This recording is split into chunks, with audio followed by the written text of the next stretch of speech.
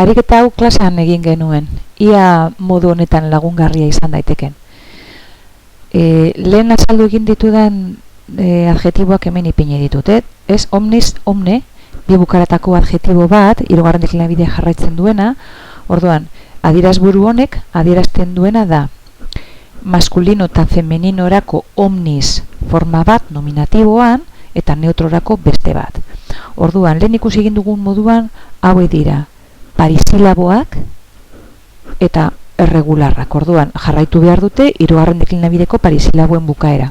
Horrek esan nahi du, bukaera hauek guztiak aukeratzerakoan, hemen dauzkazuenak, horietan aukeratu behar duzue behar den momentuan parisilaboen bukaera. Bueno, guazen poliki egitera.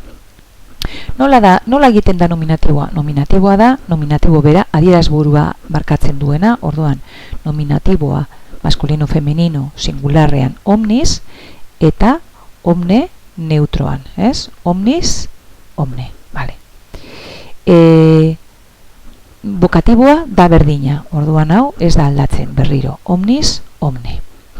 Eta akusatiboan ja ikusten dugu aldaketa bat.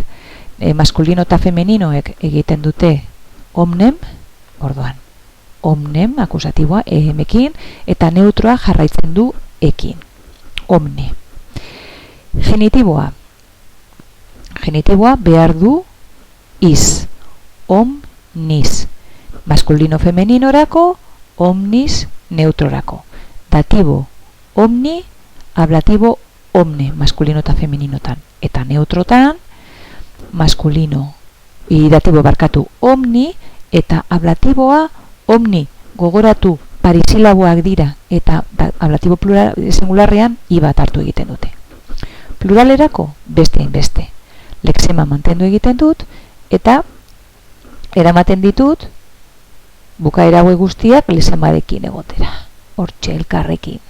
Orduan, maskulino eta femenino plurala geratzen zait omnes, omnes, omnes, hau gizki joan da, izan behar da omnium dalako parisilaboa, omnibus, eta hemen azpian ikusten ez den omnibus. A ber, emango dut hobeto, bueno, omnibus, hemen azpian dago. Eta neutrari dagokionez, lexema bera mantendu egiten da, eta parisilaboa denez, bi hauen artean geratu egiten naiz omniarekin. Orduan, omnia,